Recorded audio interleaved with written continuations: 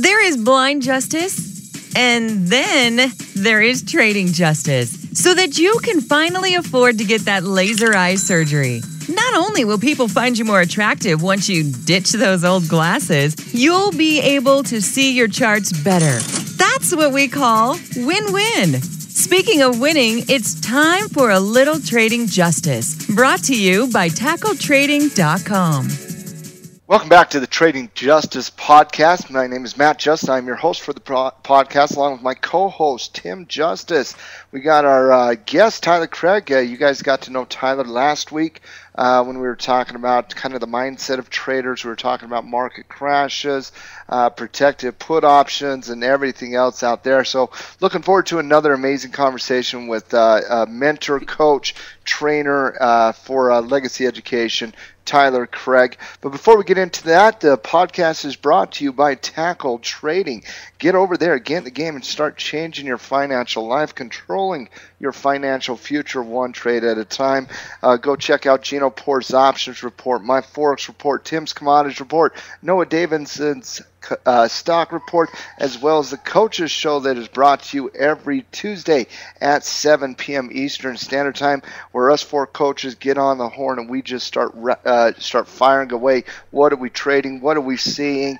Analyzing the markets, and then we end off every Coaches Show with the absolutely ever-increasingly popular rapid fire section. So if you want to check out what rapid fire is all about, get over there to TackleTrading.com, become a pro member, and go change your life one trade at a time. Tim, how are you doing today? I'm doing fantastic. Getting ready, getting my bag packed actually, Matt. Heading out on the road tomorrow to go visit some traders in Chicago and visit some friends out there as well. Got a few dinner meetings and whatnot we got lined up, but yeah, doing great. It's going to be fun. Chicago, you and I are going out there to teach about 80 people, I would say, how to really kind of trade stock options, currencies, commodities.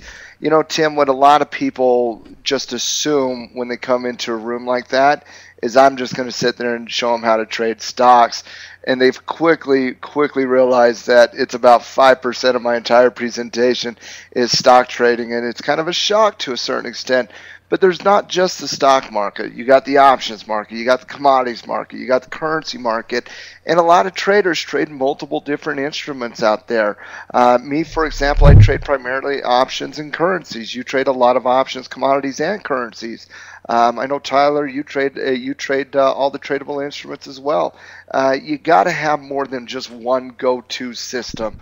For example, Tim, I'm getting to know the IBD crowd, the Investors Business Daily crowd, quite well, and they have one go-to system. That's it, just one go-to system, and it's called it's based on William O'Neill's kind of his trading philosophy. And I don't know if you guys know who William O'Neill is, but he literally is one of the greatest investors of all time. He's up there with the George Soroses of the world. He's up there with the Carl Icahns and Warren Buffett's of the world, and he's absolutely just really, really popular from an investment perspective. And he does this, and I want to talk about this between you and Tyler. He does this this trading system called CAN SLIM. The CAN stands for current quarterly earnings per share have increased sharply over last year's quarter. The A stands for annual earnings increasing at a compound rate of no less than 25%. P ratios basically are non-important in this capacity. The N stands for new products, new management, new highs. I wonder if you would think Apple's actually a good stock then. It's $1 trillion company, but my hell, they haven't came out with a new product in a decade. The S stands for supply and demand. The less stock available, the more buying that will drive up the price. The L stands for leaders and laggers. Stick with those stocks that outperform, shed those that underperform. The I stands for institutional ownership, and the M stands for market direction. Buy stocks in major downtrends, but avoid purchasing after 10% or more gets underway. When you think about that value investor, the Warren Buffett investor, the Bill O'Neill investor type, the IBD investor, Tim, I want to first start with you.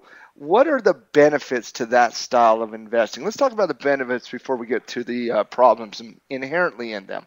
What do you see the benefits of that CAN SLIM or Warren Buffett value investing scenario? Well, I would honestly say the first thing is just the fact that it's a system. So many investors out there don't have a system. They don't have a process to evaluate things. So the fact that there is some kind of structure to it, I think, is a big value. Number one, just from the most basic level. The other thing is most of it sounds like fundamentals. It From what I is. understand of the method, it's pretty much based in earnings growth. Products management, that kind of stuff. I might need you to go back through those letters one at a time, Matt. I really enjoyed that. So Not going to happen again. Good to tell you that right now. That is not happening again. It is a fundamental approach. There's no doubt about it. I think it's better than nothing is what I've always said. It's not my style of trading, but it's better than nothing. But the problem with it is this is not 1995. It's not 2000 any longer. We live in a very specific market cycle. Where we've talked about that last time. But also, it takes out all protection. It takes out all cash flow. It literally is giving back 3 to 5% monthly returns every single month by doing this. To me, I think just this one thing, it's better than nothing. But it's slightly better than nothing in my estimation. Tyler, what do you think about the Can Slim system or the IBD system of investing? So I've read How to Make Money in Stocks, which is William O'Neill's book. I forget which edition it was because it's been updated multiple times. I liked it. It does have technical analysis in it as well. And I would say, like, if you look at the IBD 50, it's mostly high growth stocks, many of which don't have a lot of liquidity in the options market. So myself being primarily an option trader, I find that most of the stocks on their list don't have active enough options to do anything with. So I think it's fine. I know I have a lot of people who use it, and as far as trade ideas, many of the stocks on their list are in pretty good uptrends. So whether or not they focus more heavily on fundamentals or technicals, It's a widely it seems followed like they do a list. pretty good. Yeah, It seems like they do a pretty good job of spotting decent uptrends, which is mostly what I care about. I looked at about 10 of the stocks on their leaderboard just the other day. About 5 of them were in solid uptrends. 2 of them were downtrends. 3 of them were neutral. And you're right, it does look like growth stocks. I mean, you just look at a couple of these things here. Annual earnings increases at a compound rate of no less than 25%. P/E ratios is non-important, probably in the range of 20 to 45. But those stocks, you're talking about growth stocks. You're talking about biotech stocks. You're talking about Netflix. Those types of stocks. And the biggest problem I see with this style of investing is they get their ass kicked in bear markets. They literally, in sideways markets, they do okay. In up markets, they do really good, but most everybody does good in an up market. But in a bear market, they get slaughtered, and I think that's where they really, really, really struggle in terms of that mindset. Like I said, it's a great starting point, but you can't just do that in 2015. You can't just compete with the high frequency traders, the hedge funds, and the speed of the market by just parking your money in a stock that has a P ratio of 40, for example, with what we call a growth stock or a high beta stock, because eventually those stocks are going to get pummeled, absolutely pummeled, and that's where you can, from the IBD perspective, from that investor's mindset perspective, if you can get those individuals, and this is the hurdle or the challenge, Tim. If you can get those individuals who have been successful trading from an investor business daily perspective, using the leaderboard in the top 50.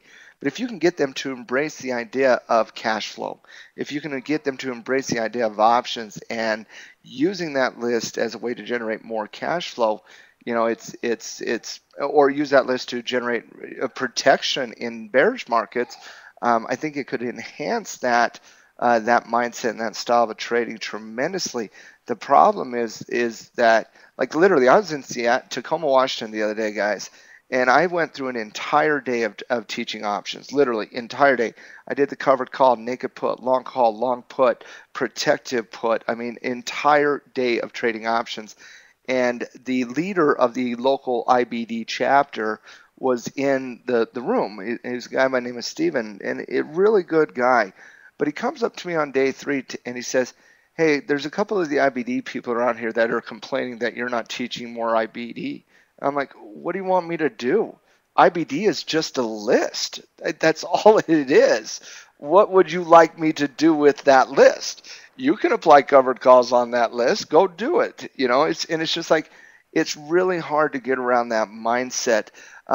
Guys, Tyler first, then Tim. How do you get, and work this out with me, because how do you get somebody who has been trading stocks for 20, 30 years, somewhat successful, some failure, but they've been doing it actively for 20, 30 years.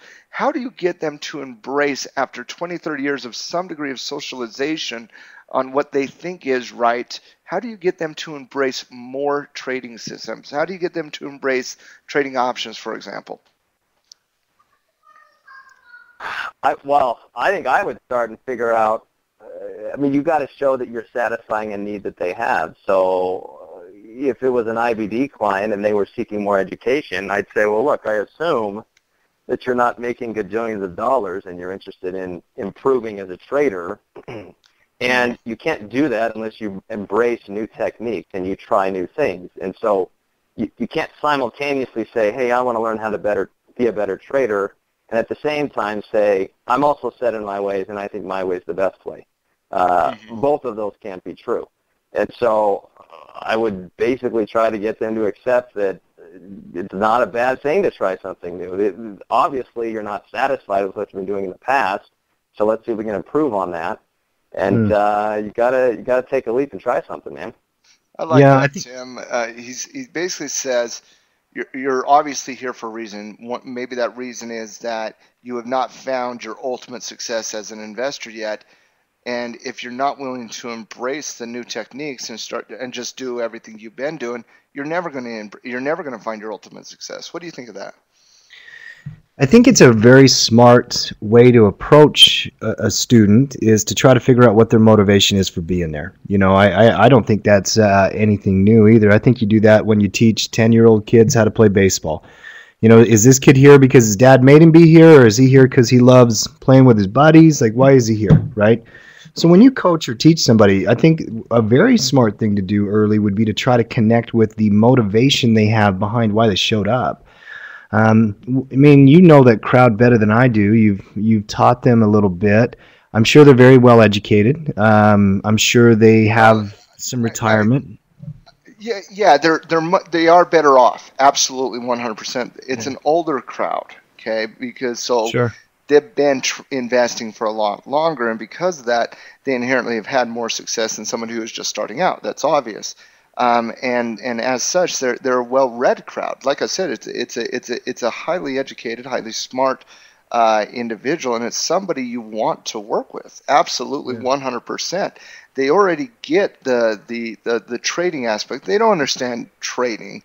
They get parking money in a stock, but it's just sometimes it's difficult to get them to embrace something new, because for 20 years they've been told all you got to do is can slim because it was good for this William O'Neill, Bill O'Neill, is good for him for 50 years. Well, it's got to be good for you. Well, yeah, that's fantastic, but for a lot of those people, they're not there. They're not there in any capacity in terms of ultimate success. It's just difficult sometimes, but it's a good crowd to work with. I look forward to working with them all the time. Like everything, some demographics, some nationalities, some everything embrace more education than others do. Some people value education, other people don't. And so when a lot of your message is get education, learn trading systems, and value education, when they value money more than knowledge. And so it's hard to change somebody's values when they value money more than they value knowledge. For us, every one of us would value knowledge more than money. And Tyler, I'll bet you William O'Neill would value knowledge more than he would value money as well. But it's just difficult to get them to value that. You just need to get an endorsement from Bill O'Neill. Just get him on record or something, and then just play it in front of the room. Well, Tyler, it's even more insane than that, because we do have an agreement with the IBD. That's the thing. The IBD and us, we have an agreement for us to teach their students how to trade options. That's an endorsement. And it's just like, are you not putting two and two together? Yeah, we understand that you have a lot of strengths in terms of long-term investing, in terms of these growth stocks. Where you don't have strengths is in the options market. Guess what we're really good at? Trading options. So it's you basically do have this agreement, and in some capacity this endorsement. But it's just like, well, how do you get these people to put two and two together when perhaps all they really came for is to network to a certain extent? Sure. I think there's part of that, but I think one of the challenges, Matt, as a teacher is to take people down the path is best. You got to stay true to that, Tim. You have to have the confidence to stay true to that, because I've run into this with mentoring in the past as well. Somebody will want to push faster beyond what we're working on at the time. Yep. And I almost have to be pretty forceful and say, hey, listen, what we're going to do right now is we're going to work on your routine. We're going to work on your daily routine. We're going to manage everything. We can talk futures at this time. One thing I've found to be very helpful with that, Matt, is when I start a day with that kind of person, I'm very detailed in what we're going to do for the day.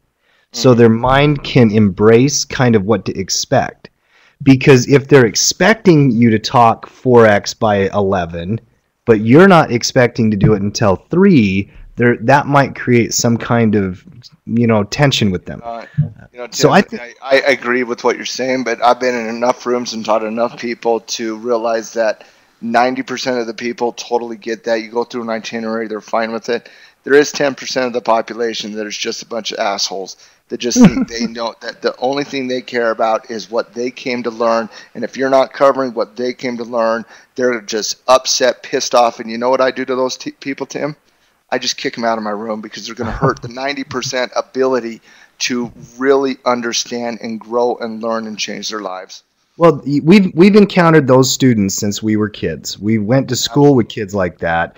There are people that the professor will be giving a lecture, and they want to interject with their ideas. Matt, you and I ran into this when we took political and philosophy classes, probably more than anybody. Tyler, you studied business in school. Was the business crowd more laid back? Because all the poli-sci guys, they would just jump in with opinions all the time. They want to hear their voice heard more than they want to hear anything else. Oh, well, I went to BYU, so we're all well-mannered and well-behaved there. That is true. Very well-mannered. Yeah. You guys have a big scam going on. Everybody well-behaved. Oh. Anyways. So anyways, off the IBD, I'll just say this at the very end. IBD is a great company. William O'Neill is one of the greatest investors of all time.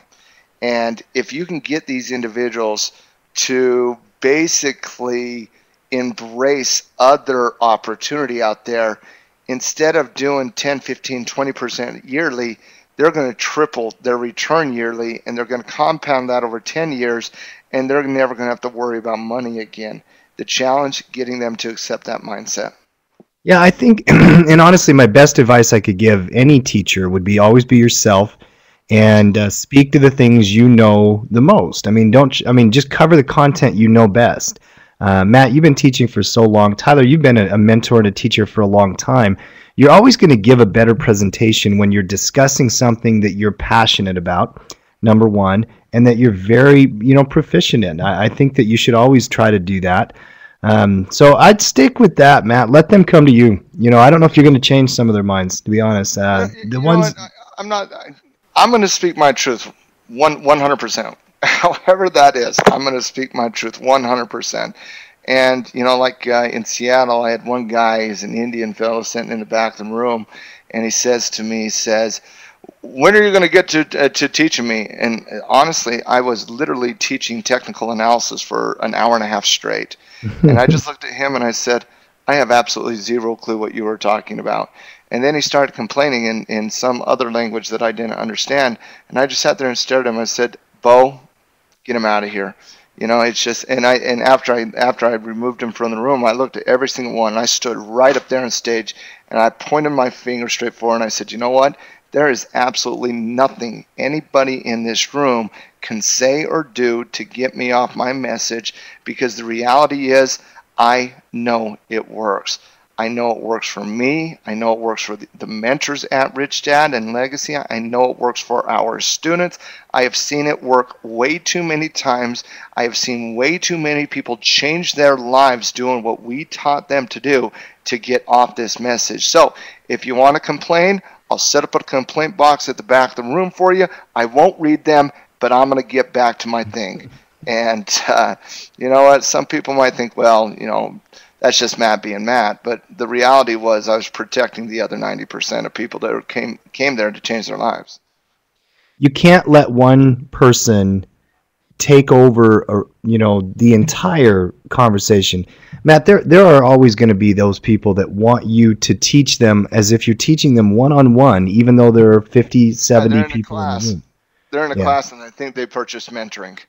Yeah, it's tough. Really, guys? Really? Seriously? That's Tyler. That's what you're Tyler, doing here? you've done a lot of classes, and you've also done mentoring one-on-one. How do you approach the two situations in each, you know, of their own right? I mean, do you do it the same? Like, what are the differences for you when you're training somebody one-on-one versus a group setting? Well, I think in a group setting, you don't. I have set, like in an Options 1 class, for example, I have set curriculum, and it's been designed to be explained in the best manner for the most amount of people. And usually I have multiple explanations of the same thing to try to teach it in a manner that's going to be understood by just about anybody. And then I usually save time at the end for clarification questions. So I think that you just don't let an individual interrupt the flow of the class. Set aside time for a little extra help if needed. But then in a mentorship, it's one-on-one. So, I mean, you can totally go at that person's pace. And most rational people recognize, you know, their ability to kind of command the mentor's attention when it's one-on-one versus being, you know, deferring to the teacher in a class setting and assuming they know best, else they wouldn't be in the front of the room. Mm-hmm. Mm-hmm. Yeah, and that is experience and confidence in your delivery and your teaching style. There's no question about it. I know that for, you know, doing like structured PowerPoints and, you know, when I have curriculum designed, you kind of go at a different pace, obviously. I am famously the most laid-back mentor, I think, Matt. Noah does. He teases me all the time. He says, I have no idea how you do it. I believe, and I've talked about this lady before. Tyler, do you remember a woman named Chris Schaefer who did some training for us years ago? 09, 2010. I don't. Yeah, she came. She was really quick, Tim. Then you can tell the story. Uh-huh. She was the individual we consulted with as we were designing this entire educational trading system in 09, 2010. We were designing all the classes, the flow of everything. She is the individual. You're talking about Addie? Yes, yeah. She's the individual we brought in. Oh, okay, yeah. I know what you're talking about. Yeah, to consult us from how people learn perspective. She's out of San Francisco. Great lady. Go ahead, Tim. Well, I was just going to say, I mean, she really, and this is the great thing about being a part of a group like Rich Dad Education and, you know, having colleagues like you and Tyler and, you know, Gino and Noah and the guys we work with at Tackle Trading as well, is that you get to be involved in money shows, or you get to go to New York City and meet, you know, the guy who wrote the Bible, the Option Bible. What's that book called? I'll remember it in a second. Options as a strategic investment. Yeah, I got to see him do a presentation with Matt in like 2009. It was really, really cool. You know, you get to meet Steve Neeson. You get to meet Robert Kiyosaki. John and Bollinger, right, all those guys. Real cool. And you get to you get to attend these things like Chris Schaefer put on back then, Matt. And I remember, you know, sitting there and she was teaching us about different learning styles. And one thing that really registered with me, and I know this to be 100% true, not everybody wants you to talk to them all the time. Okay, some people need to learn kinetically. They actually have to do it. Going back to this IBD crowd, Matt, maybe you need to give them some homework between the 2 days. After day one, you say you're going to go and you're going to look at the top 10 IBD stocks you like the best, and you're going to price out what you could get on a covered call for this month if you would learn to sell options and trade options. And by having them go through like an exercise or something, they'll come to the conclusions on their own that, okay, oh my God, I need to learn how to do this. I'm missing out on returns. Sometimes you can only go 90%, and you got to let them come the other 10%, when you're teaching. I think that might be part of it as well. But Chris, she taught me a lot about that, about the way different people learn, the way different people think. You can't just have one presentation mode. And I think it's tough. I don't know how many people are going to be there this week in Chicago, Matt, maybe 70 or 80. Who knows? So you've got a big crowd, but there's got to be a way to connect to that type of student. You got to teach the whole, number one, but you got to weave in and out of different teaching styles. Because the creative mind works very, very different than the analytical mind. And different demographics are more predominantly one-sided or the other. For example, if you take into account two demographics I know very well, the rich dad demographic is predominantly more a creative one than the IBD crowd, which is more of a analytical one. Because you're talking about two gurus in Bill O'Neill versus Robert Kiyosaki, who are vastly different from a mindset versus a investment style. Robert teaches through stories. That's how he teaches. If you go pick up any one of Robert's books, Rich Dad Poor Dad, or Cash Flow Quadrant, or whatever it is, he teaches through the stories, and he's really hitting that creative mindset versus that Can Slim system, the Bill O'Neill system. That is a very analytical system. Okay, this is where you want your P/E ratio. This is where you want your growth. This is where you want your, this type of thing. It's all percentages and whatnot. So it's two vastly different. And me, I'm probably more of the analytical mindset myself. I've had to really kind of work on the creative mindset, so I understand the mindset. And if they could just give you a little leeway, that mindset, you could do wonders for them. And so you got to stay true to who you are. And I'm going to go in there to Chicago, and we're going to change people's lives, and we're going to have fun at it. We're going to go out to dinner with Rick Geppetto, Tim, and get to hear all his war stories from the trading on the Chicago Board of Options floor. Rick was one of the first individuals one of the team to build to actually have online trading for the first time. And that's what this entire process has given us, is the ability to meet great people and learn from great traders and great investors. I'm just excited for it. Let's move on real quick. I want to talk to you guys about something very quickly, and what that is stock splits. Now, terms of stock splits, okay, Tyler Craig, come on in here, buddy. What is a stock split, and why do companies do it? So let's illustrate with an example. Let's say you got a stock that's $100 and it issues a 2-for-1 stock split. So after the split, the stock gets cut in half to $50 per share, and every shareholder gets twice the amount of shares. So if pre-split, you owned 100 shares of the $100 stock. Post-split, you own 200 shares of now a $50 stock. Yeah, it's kind of like you have $1 and now you have 4 quarters, correct? Yeah. Nothing actually happens. So in your estimation, why do companies split? I can think of 2 or 3 reasons. So one, as prices rise, retail, smaller investors tend to feel as if those stocks are untouchable. So when Apple, say, was at $700, a lot of people would look and they'd say, hey, I love Apple, the company, but its stock price is too rich. I can't afford it, so I'm not going to invest. And so by splitting the stock and making the shares cheaper, it's just easier for retail investors to buy. So there's kind of a psychological positive impact in making shares cheaper for the masses. Second reason, if I can continue. So second reason is it's usually a sign of growth, right? How did Apple get to $700 in the first place? Well, it's a good company. It kept growing. And so stock splits are kind of a telltale sign that the stock's grown a lot. And the implication is, hey, maybe it'll continue to grow. And so I think it also drums up some positive feelings about the stock if you hear that splitting all the time. Mm-hmm. Mm-hmm. I'll You leave it do at that. have some famous examples of stocks not splitting, though. Berkshire is probably the biggest one, right? You know, what is the price of Berkay right now? It's got to be over 100. Oh, it's 200 grand. It's 200 grand. Yeah. $211,900. Yeah. Is that just narcissism and ego from Warren Buffett? They have their B shares. I mean, they have their B shares that they also do, but probably a little bit of both, ego and narcissistic behavior. We love You Warren know, Buffett here. We call him we Uncle do. Warren. We Yeah. we are fans of Warren Buffett. That doesn't mean he's not a narcissist. Um, Anyways, I think it's a little bit of ego. It's a little bit of pride in your stock. You know, Google just a few years ago before they split, they wanted to do the exact same thing that Warren Buffett did. They ended up doing a 2-to-1 split, offering A shares and B shares. But you know, I think Tyler's right.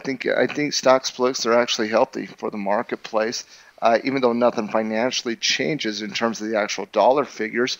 But you think about Apple. You know, Apple was like a $650 company when they split, and they split a very random number, 7-to-1.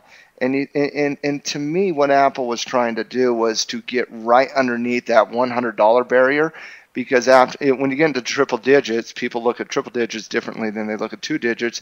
They're really marketing to the mindset of the millennial generation to a certain extent.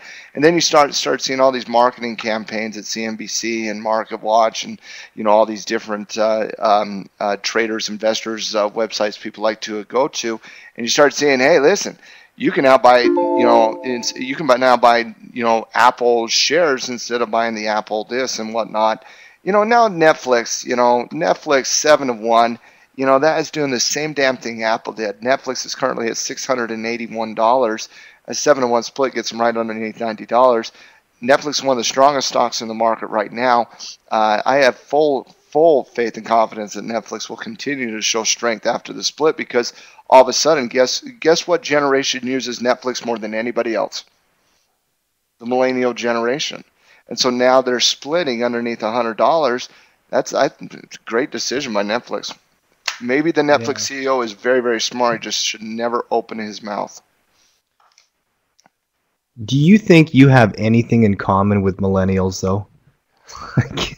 I can't think of somebody more disconnected to that generation than you. Just because you've been raising those kids. No. Everybody you work with is not of that generation. Everybody you do business with, pretty much. So like a 16, 18, 20-year-old kid, Don't get them. You just don't get them, do you? Don't get them. I've even given up trying to understand the laissez-faire mentality of the millennial generation. Oh, they're not buying houses, Matt. They don't. I mean, there's a way different mindset. Yeah. I've never pretended to understand the French, and I'm not going to pretend to understand the millennial generation. Right. In terms of the Netflix split, I do think it will create volatility and more liquidity around the company. It's already been a very liquid company, but I think you can see quite a bit of movement from here. I think it's a risky move on their part, actually, if you want me to be blunt. Well, there's always risk to everything in life, and I can understand that. I'll tell you what you won't be able to do anymore on it, though. Cash flow 15% monthly. Yeah. You won't be able to do that any longer. If you guys remember back when Apple was $500, $600, $700, you could do bull puts, bear calls, iron condors on it all day long. It was great. They split 7-to-1. Good luck with that. It's more of a covered call type company now. So Netflix will go back down into the covered call type companies. It'll be By the way, at some point today, I have to ask Tyler the questions my students bring to the pod. Tyler, you ready for this? Oh yes, sir. Let's do it. What you got? So, by the way, these come from students of varying degrees of experience. Some of them have already had a class from you. They listened to the podcast. I got quite a few emails, by the way, of people who enjoyed the listen. I don't know if you had anybody contact you or not, but I got probably like 10 or 12 emails saying, "Hey, that was a great podcast." So people liked it. But we're going to hit you with a couple here. This is from Lucas. Lucas asked, what was the best thing you did when you were new, or the most important thing you learned when you were a new trader? The best thing I did? Mm-hmm. I had, so you guys remember Andrew Cameron, right? Oh yeah, we've had him on the podcast. We could go into storytelling mode on that one. Yeah. Okay, well, I won't go too far off feet here, but when I first started, I was taking classes at BYU, which is a college here in Utah, and Andrew lived by the college, and he would let me come to his house after classes every day, and I could just sit there and listen to him teach, and he basically just let me kind of listen in and hear how he did things. And so he was probably my first mentor, aside from my dad. And so I think the best thing I did was I was a sponge, and I just soaked up the way that everybody taught, the way that they traded. And the thing you have to remember is we all have different mentors and people we've learned from, but at the end of the day, you don't become somebody else, you become yourself. And so I think the main thing is I was just a sponge and soaked up whatever I could get wherever I could get it, and I was fortunate enough to have people kind of like Andrew. They were just like, hey, you can sit in and I'll teach you whatever you want to know. It's a very important perspective. I agree with it 100%. You can't just become somebody else. You can learn as much as you can from that person, but at the end of the day, you're still going to be you. Sponge up what you can, make it your own. I love it. Matt, I'll throw that one at you. What was the most important thing you did when you were new, do you think? Not quit. Yeah, plenty of chances to do that, right? I think a lot of people, when they first come into anything new, if they don't have the initial success that they think they need, they just give up. And, it's a couple books I've read that have always stayed with me one was the New Mark of Wizards book, which I've loved the mindset of that book. And the other one was Think and Grow Rich by Napoleon Hill. And there's a story in there regarding the turtle trader, and not the turtle traders. That's in the other one. There's a story in there regarding good old the uncle and R.U. Darby. And basically, long story short, in the 1930s, they go out to mine some gold out there in Colorado during the Colorado Gold Rush, find some gold, pay off their bills, and one day the mine runs dry, and they just quit. And they sold the mining equipment, the lot of land, to a junk dealer who went out and hired a surveyor and basically surveyed the mine, who was an expert in his field, surveyed the mine, and basically found that right where R.U. Darby quit, right 3 feet below that level on the mine, was the richest stockpile of gold in Colorado history. And in interviewing Darby, what Darby said was absolutely fascinating. He said, Napoleon Hill said, well, what did you learn from that? And Darby says, never stop digging. And when you look at, when you read motivational books and you see what the rich are doing out there, and you just want it so bad for yourself, for your family, you're going to have some initial failure. But the one thing that I know that is common in every successful person in the history of mankind is they never gave up on failure. They learned from it, they moved forward, and they continue to grow. And so if you're ever finding that you are not finding your level of success that you otherwise want to find in your life, then you need to stop and think about the things you're doing to hold you back, and go find somebody who has been there, done that, made the mistakes, and succeeded from it, and go learn from them. And so never quit. Yeah, I love it. Very good story. The next question comes from Reggie. And Reggie asked, how do you know when it's time to transition from paper to live? Let's start with Tyler. Tyler, that one's for you. So I usually give people a checklist. I say, number one, you know exactly how to use your brokerage account. You know what buttons to press, you know how to get in a trade, you know how to get out of a trade. That's number one. There's no sense in you doing live trades if you don't want to be in a live position with money on the table and forget what button to press. All right, so that's a must. The second thing I usually say is you have a set trading plan or system with rules in place that dictate how you're going to behave. Otherwise, you're just going to buy and sell stocks willy-nilly. So you've got to have a set trading plan, and you have to have proven that you have the ability to adhere to that plan. And the final thing is, how about, I don't know, you've made money on paper. How about, I don't know, you've tried out the system and you've seen that it generates positive results. anybody can play in the marketplace, but it's not as easy as just participating. You've got to make sure that you're actually generating positive results. Because otherwise, why would you want to participate if you weren't making money? And so I think it's a testing ground and it's a proving ground where you can gain confidence and see, oh, it's working. What I'm doing is generating positive results. And that's going to give you confidence to stick with it when you live trade. If you don't have that behind you, at the first sign of a bad trade or a losing trade, you're just going to give up because you haven't truly proven your strategy. Or you haven't really worked on the rules long enough to understand it either. And I love that advice. I think it's pretty much spot on with what I tell people as well. You've got to practice, Matt, right? I mean, you have to practice, and we're not in this business to make money tomorrow. We're in this business to make money for a decade, 2 decades, 3 decades. Very true. Here's what I would say to that individual.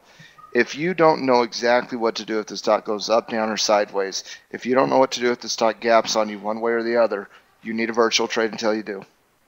Yeah. Okay. Maddie, I know you got to go here soon. I got one more. This is from Keisha. She said, were you disciplined from the start, or did it take a while to get in a groove?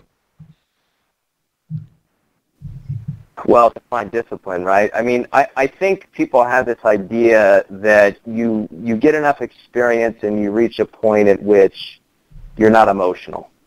And it's like, well, how do you take the human out of the human being? You can't. And so you'll never get to the point where you don't experience fear and greed and a temptation to make stupid mistakes. So if by disciplined you mean I adhere to every rule I have, I don't give in to the emotions, I don't think I'm disciplined yet. I think that the thing that you get comfortable with, though, is being comfortable with the inherent unknowability of the market. Yeah. Get comfortable knowing get comfortable in the fact that I don't know what's going to happen. That changes because you have this false perception at the beginning that the more I know, the better I'm going to be at predicting exactly what happens. That's not necessarily true. So I'm going all over the place with this answer, but no, I wasn't disciplined right off the bat. There wasn't a magic day where all of a sudden I went from undisciplined to disciplined. Like most things, it's gradual. One thing I'll say here at the end is the other thing that changes is you begin to see that positive results come from focusing on your process. And so instead of focusing on the results, you get more comfortable in saying, look, my job is to simply follow the rules, to follow the process, to follow the system. Results be darned, because I know that if I follow the process and the process is good, no matter what happens in the short run, in the long run, the results come. Mm-hmm. Simple answer, Tim, no. We were not disciplined when anybody starts doing anything. You don't know what discipline is yet in trading. You don't know what it takes. It takes experience, it takes dedication, it takes structure, but you need other people around you to teach you and hold you accountable to that discipline. And even after 10 years, Tyler, I'm sure you would agree with this, we need people to hold us accountable to make sure that we're enforcing and applying the rules. Yeah, I agree. Yep. I agree with that. Maddie, let's get you out of here, and me and Ty will continue talking for a few minutes about a few things. You guys wrap it up, guys. Great conversation. Let's make this routine here, Tyler. Bring you on at least once a month to get your take on things. Love the conversation. I thought this was an absolutely awesome podcast, guys. I'll check you guys out later. Tim, get us out of here after you guys talk to Tyler, and I'll see you guys over there at Tackle Trading. Later, everybody. Thanks, Matt. You know, one thing I wanted to talk about today, Tyler, was also your CMT, certification and that program. We'll get into that in just a minute. But I did have one more. I just found it in email, and this one was from Mario. Actually, it's like a 3-part question, so we might ask him separately. He said, in regards to Tyler, I like hearing about how great traders started and hear about how they failed. Where they had challenges, mainly because I've failed a lot while learning this, and it's encouraging to hear that successful traders struggled and then they worked through it at some point. What are the characteristics you've seen in traders that stick it out, that can eventually go from a system where maybe they're not doing well, but then they do develop the skill needed. What are some of the common characteristics? Well, I can think of a lot. So you have to stay engaged, I think. You can't just say, okay, I had a bad trade, I'm done for 3 years. I think that you got to be quick to come back, and I think it's a passion that you can't really teach. Like either you enjoy the art of trading, or the emotions will eat you up. And I think that finding the right investment philosophy or the right investment approach that really fits your risk tolerance is good, because there isn't one right way to invest. There's a million different things you can do, and even if you're not an active trader, that doesn't mean you can't buy assets. That doesn't mean you can't be maybe participating in longer-term returns in the stock market or in bonds. So I think that you have to find what works for you, or you will want to give up more often than you should want to give up when you make mistakes. Yeah. Just thinking back to all of the people I've worked with, I'd say the most important thing is don't risk too much when you're new, because if you don't have the education or the skill, because you haven't practiced enough, going back to a question we had earlier, then you might end up taking a drawdown or a hit that is unnecessary. So be conservative. Start with less contracts today than maybe you'll play in a year.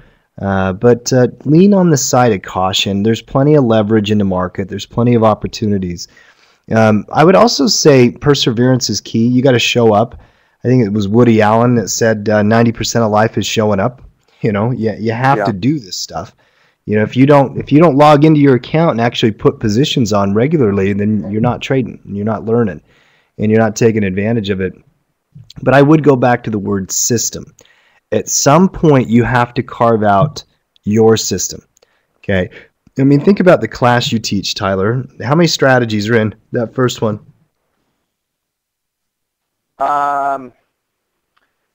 Depends on how you want to quantify the strategies. Let's say a dozen. Does every trader trade a dozen or more strategies? No. And so what happens sometimes? Yeah. I was going to say, matter of fact, I think the best traders, they do a few things over and over and over again. And they just stick to what they know, and they just do it again and again and again and again. Yeah, and I was going to say, like, you take a class or you're a part of a community and you hear all the traders talking about everything they do. And here would be some advice I would give everybody out there. Be willing to try it. Be willing to learn it and understand it, because you'll be a better trader at whatever you choose to do. But at the end of the day, you've got to have what I call bread and butter strategies. You got to have things that you do over and over and over and over again, and you learn them like the back of your hand. Okay, so that's one of the big things about being a new trader, coming out of that stage of learning into actively trading. I think that's important. One last one, Ty. Then we're going to talk about CMT for a few minutes. And this was Mario as well. He says, if you could go back in time, what would you do differently? Strategies, mistakes, trading career path. He left those all open-ended. Any changes in Tyler's brain that he wants to make? Yeah, I will give one. And this might surprise you, Tim. It might surprise a lot of people. So there are two different ways, if we want to categorize kind of two different buckets of investing.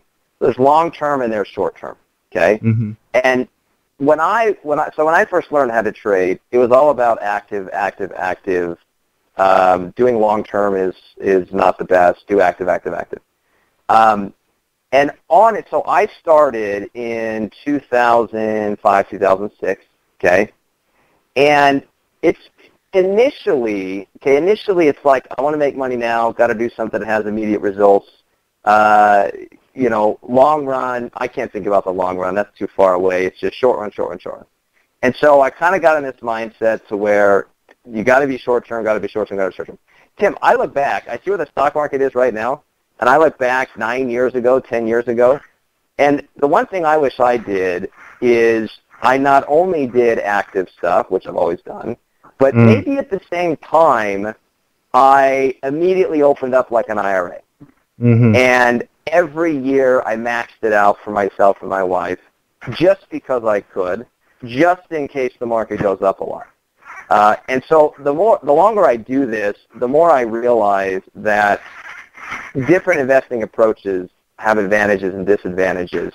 But I don't mind having exposure to lots of different things. And I would be better off right now had I not just done active along the way, but also had some passive stuff because the market's gone up a ridiculous amount. And maybe it's because I have an ego. I feel like say it's 1980, right, and we're on the cusp of a 20-year massive bull market. And I'm sitting here trying to play these little waves and trying to jump in and out, in and out, in and out, while there's somebody who's just investing along the way for 20 stinking years. And I've spent a gajillion hours busting my hump the whole 20 years. Well, the guy who just sat in and did nothing but buy and hold is making tons of money. Like, that eats at me where it's like, are you kidding me? The dumbest guy in the room ended up making the most amount of money just because he was lucky and we were on the cusp of some big bull market. Like, I want exposure to that just in case it happens. I think that you can definitely do both. You know, one thing, Tyler, that I started doing last year is I would try to find a new company to pick up in a longer-term account and actually buy the stock with the intention of not selling it. It's interesting that you're talking about this because I love short-term action. Don't get me wrong. I love Forex futures, the whole thing, options, weeklies, doing the whole thing. And I believe in those systems. I think they're very powerful systems. But I really don't like it when I'm missing out on something as well. I think that bothers me. I think there's an instinct somewhere in my brain that says, okay, if you don't know that, you should go try to learn it. And one thing that I probably learned last in my trading career was the investor long-term way to analyze and think about companies. It's a different deal, right? I mean, it is a different deal, but there is opportunity there, even in commodities as well, ETFs, I mean, whatever it is. But yeah, I like what you're saying there. It doesn't mean that we're going to, retire our short-term trading, stuff. But I'll tell you what it can mean is just to change our mindset a little bit. Because when you start to think about things in different ways, it opens up the way, you analyze other stuff. Correct. And I think it's kind of naive to just say, look, this is what I do, and this is the best thing ever, and there's no merit to any other trading approach. It's very close-minded, and it makes you worse off. And so I think sometimes we have a tendency of saying, hey, this is the best thing because this is what I do, and everything else is just not great. And so don't even bother. And it's just not true. Like in Wall Street is a world of trade-offs, and that is the one big answer to me is I kind of wish that I would have been a little more open-minded, or quite frankly, I just wasn't exposed to it. To it initially, because you start to see that there is some value to the the tortoise and the hare. Okay, that tortoise, if you keep at it, there is definitely some merit to some long-term stuff. On the side, I'm just diversifying here, just putting multiple lines in the water just in case. Sure. Yeah, absolutely. I'm with you 100%. There are institutions like that are hedge funds, and they don't have enough trades over the year to qualify for mark-to-market deductions, Ty, because they're not actually traders. They're mostly investors. And then you've got institutions that do all the automated trading, and they're doing millions of trades. So they're different, completely different worlds that you can live in a market. Last thing I want to talk about today is the CMT. I guess you would call it accreditation. Explain what that is. Yeah. So when I started blogging, we talked about writing last week. I'd come across people that have these initials after their names, right? The CMT is the abbreviation. I said, when I was growing up, I always thought it'd be cool to have initials after my name. PhD, well, that's going to take forever. I don't want to do that. MBA, well, I don't have my bachelor's yet, so I can't do that. So I said, okay, so also, I don't want to be a PhD, I don't want to be an MBA, I'm passionate about trading. So, there's some letters after my name I could get for trading. So that's part of it. The other part is I just wanted to learn what it meant, okay? So on Wall Street, there's a couple designations that you can get that effectively recognize you as a professional in that particular field, right? Mm-hmm. So the CFA is one, which is a Chartered Financial Analyst, which is all about fundamental analysis, okay? And then CMT is a Chartered Market Technician, which is all about technical analysis, okay? So I said, all right, so CMT is Chartered Market Technician. I'm definitely more interested in technical analysis versus fundamentals. So I started to explore it. And there's a ton of information out there about technical analysis. The CMT is a program that's given by the Market Technicians Association, which is basically the governing body. They're the gatekeepers of the technical analysis, and they're in the business of educating people on how you use properly, technical analysis. And so their CMT program is basically their body of knowledge and study of technical analysis. If you pass the program, you pass all the exams, you get the designation, which effectively signals that you know what you're doing. You understand technical analysis. You're a professional technician. So I thought, all right, great. I've learned technical analysis through a variety of avenues, through Rich Dad and elsewhere. I was curious. Hey, how do these guys teach technical analysis? How does it differ from what I've been taught, or does it? And so I enrolled in the program in like 2012, and they have 3 exams.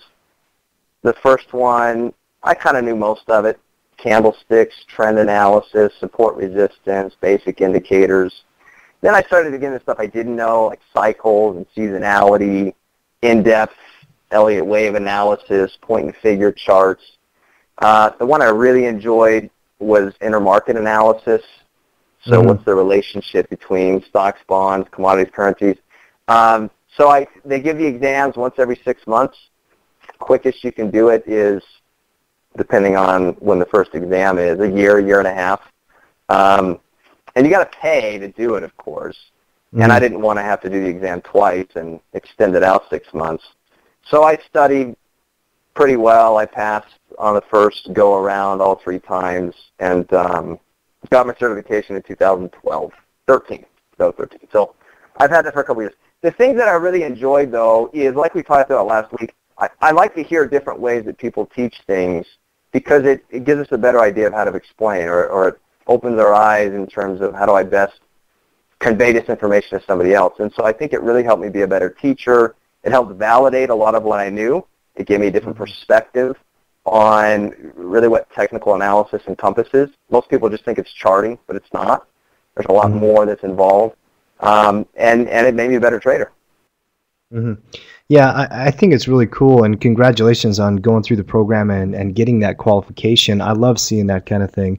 Have you thought about going and getting the CFA as well, the fundamental side of it? I wouldn't mind to do it. I don't. You got to be pretty ambitious. I've heard the CFA exam is quite takes a lot of dedication to study for. Not that the CMT didn't, but I was already a lot more familiar with the technical analysis side of things, so I feel like I was a bit better prepared. I don't know if my wife would let me.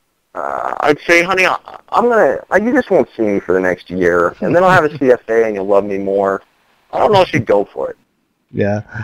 Yeah, she might put the kibosh on that one, I'm sure. Yeah, you've got responsibilities and young ones, but no, I think it's really cool. I love that program that you're describing. I've never dove into it. I don't know how long. I didn't know it took that long to do that. So you had to pass how many tests? There's three exams. 3 different exams. Wow, pretty awesome. Who issues the Who issues the accreditation? Say again? Well, who do you do the exams with? I mean, is it like the SEC? I mean, who actually puts them on? They do. So I did mine at the University of Utah. They do proctored exams there. And so typically I forget what the program is called. I think it was Prometric. So because people take this all over the world, there's not one place you have to go. Usually they send it to like a local testing center, and you can take it there. Right. Got it. The one thing I was going to add real quick, Tim, though, is the other thing that I really enjoyed is there are a gajillion books about charting and technical analysis, and it's kind of hard to know like which ones are the best ones or which ones are considered like the standard. And because the MTA is kind of the gatekeepers of technical analysis, they basically tell you, look, exam 1 is these 10 books. And so these are the 10 that we consider the Bible of technical analysis, or the authority on these concepts. And the same thing for level 2 and the same thing for level 3. And so you basically get to see, hey, of all the technical analysis books out here, which do the authorities say are the cream of the crop? And so even if you don't want to do the program, if you just wanted to know, hey, what do these guys consider to be the top tech analysis books? Like that's information worth knowing if you want to go buy some books. Yeah. Yeah, that is pretty cool. Yeah. Well, what are some of the books on the list now that you're talking about it? Do you remember? Yeah, so it depends on the topic. They've had Steve Nissen's Japanese candlestick charting on there. The Martin Pring Technical Analysis Explained was on there. Mm-hmm. I forget, the Elliott Wave one was that blue cover with the yellow spiral. People who've read it know what I'm talking about. If you don't, go to Amazon and look at the book covers. I can't remember the name. There were a few that were just a beast to get through. The John Murphy books, Intermarket Analysis, Profiting from Global Intermarket Relationships, or something like that. I really enjoyed that one. I'm at a loss, man. I should have looked at it before this interview, but you can go to the MTA website and they'll kind of show you their reading list. Yeah, definitely. That sounds like actually something I will do. Well, Tyler, this has been thoroughly enjoyable. Probably the one thing you said today that just grabbed me, there's a lot, but when you were talking about being a new trader and becoming more experienced and proficient, where you said that you have to embrace the unpredictability of the market. Something along those lines. You have probably used different words than that, but I do want to end on that a little bit. When did that happen for you? Because I still remember that transition for me, and I actually still remember a very specific moment where I was like, yeah, I don't have to be right 100% of the time. I don't have to only take A+ grade, trades. I can embrace the unpredictability of it, how you don't have to know everything, but you still have to put your position on. When did that happen for you? Okay, so one particular experience. So I think that when you read an article like on CNBC or MarketWatch or Yahoo Finance, or when you hear somebody interviewed on TV, there's this aura about them where you think that they know what's going to happen. And part of the kind of aha moment for me was when I started writing articles. And it's like, wait a second, there are other people like me that are writing these trade recommendations. I know what I know and what I don't know. And I always thought these guys actually knew what was going to happen, or, they knew more than I did in terms of if Apple was going to go up or down, or we're going to have a bear market or whatever. And then I got to the point where I was that guy, and it's like, oh, snap, they really aren't as smart as I thought they were because I'm one of them, or because I know that I don't know what's going to happen. Yeah. I can just put together an articulate piece and throw out an idea and do it okay.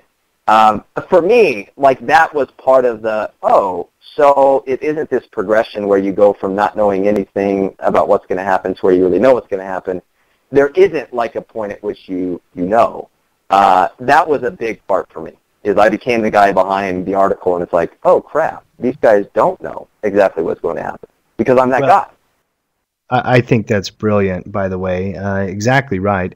And I do think there's a mistake that new traders make, that they believe that there is some, formula that they can create to where they could always be able to predict the chart. Technical analysis to me is probably the most important thing to do when you're new, but you got to keep it simple. It's not about turning it into some, 52-step formula that always is going to spit out whether you should buy or sell. This unpredictability that Tyler's talking about, the fact that we really don't know, nobody knows tomorrow Doesn't mean you can't trade, guys. That's the whole point. You still can trade, but you do it with confidence because you know you're trading probabilities. One thing I've come across a lot over the years, Tyler, is a student who they want to just go over every minute detail of a trade they made, which I enjoy doing. But they think that because it went wrong, they must have done something wrong. And I can't count the number of times where I've had to tell people, you made a really good entry point. Looks like you built the spread according to your rules. You did a good job there. You just got beat. You just lost. And that's why money management is probably the most important concept in trading because of this unpredictability we're talking about. 100%. One of the things I try to distinguish is I say, look, there's two types of losing trades. There are avoidable losing trades, and there are unavoidable losing trades. And your goal as a trader is to get to the point where you don't have any avoidable losing trades. Every one of your trades is unavoidable. And the way I identify or define that is an unavoidable trade is one in which you followed all your rules. You did everything you were supposed to do, and it simply didn't work. An avoidable losing trade is one in which you broke a rule. You made an emotional decision. It wasn't a good setup. Well, that's your fault. I mean, that's something that you did wrong that you can avoid next time. You weed all those out, and you're doing about the best you can.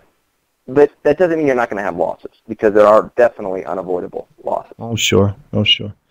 Guys, you've been listening to the Trading Justice podcast with Matt Tim, and today Tyler Craig again for round 2. And Tyler, thoroughly enjoyable conversation. Really appreciate it. It's a very different dynamic when all three of us are on than it is when it's just you and me. I would tell Matt that we should kick him to the curb earlier because I think we have great conversations. But I would only tell him that because I can run faster than him and I can run away from him. No, I know what you're saying, and I enjoy being on here, so I appreciate you guys inviting me on again. I want to tell you, I want to tell the crew out there a story. We were in Atlanta in May of 2013, I believe, Tyler. And Tyler and I were there for a training, but we found ourselves able to step away from the training because it wasn't something we had to be at that point in the afternoon. And we went downtown, and we started bouncing around downtown, and we walked everywhere, okay? Because I'm a walker. I love to walk. I walk a lot. I walk a lot of places. I like to get my 10,000 steps in for sure. And Tyler, you went on a Mormon mission, so you were used to walking. I think you said that it reminded you of being on your mission a little bit. But we came across a park. Do you remember this? I do remember. And it was when you got schooled by the locals. Yes, exactly right. I happen to believe I'm pretty good at chess, but I sat down to play chess in this park. And no joke, I memean, it's the middle of May. It's hot in Atlanta. We're at 5 Points. We're downtown. There are a lot of people in a park, I'd say 50 or more. Most of the guys just hanging out, smoking cigarettes. Half of them looked homeless. Don't want to say that disparagingly, but that's what it was. And I sat down and finally asked somebody if I could play. And Tyler, how long did I last on that table? Well, I think I turned around to look at a bird or something, and I turned back, and you said I lost. I'm done. That's right. Yeah, he knew what they were doing. He cleaned me up. He looked at me with respect at first because I think that's what a good player of anything would do. You try to size your opponent up, right? And he was pretty methodical the first few moves. But once I made a mistake within just like the first 6 moves, he then just started cleaning me up. He's like, all right, this kid doesn't know what he's doing. So give me a real competitor, right? Sure. Next. Pretty much. All right, guys, go visit us at tackletrading.com. Get in the game, get in the clubhouse, post questions. We will be back here again probably next week with another podcast. Tyler, say any last words for the crew? You guys have been great. I appreciate you hanging out with Matt, Tim, and I, and we'll see you on another podcast. I'm sure I'll be back. Yeah, and Tyler is a mentor for Rich Dad Education, and he does a lot of trainings with them. If you ever want to enroll in one of his classes or take mentoring, you would need to contact Rich Dad Education, I believe. He's a blogger. He's a writer. We're going to get Ty to do some blogging on our side as well soon, and looking forward to seeing what you have to write there, Tyler. But all right, guys, we are out. Get in the game. You've been listening to the Trading Justice podcast. If you've enjoyed yourself and think that the conversations and topics we've covered are important, help spread the word. Give us your feedback. 5 stars on iTunes, like us on Facebook, and follow us on Twitter. The Trading Justice podcast is proudly sponsored by TackleTrading.com. Get off the sidelines and get in the game.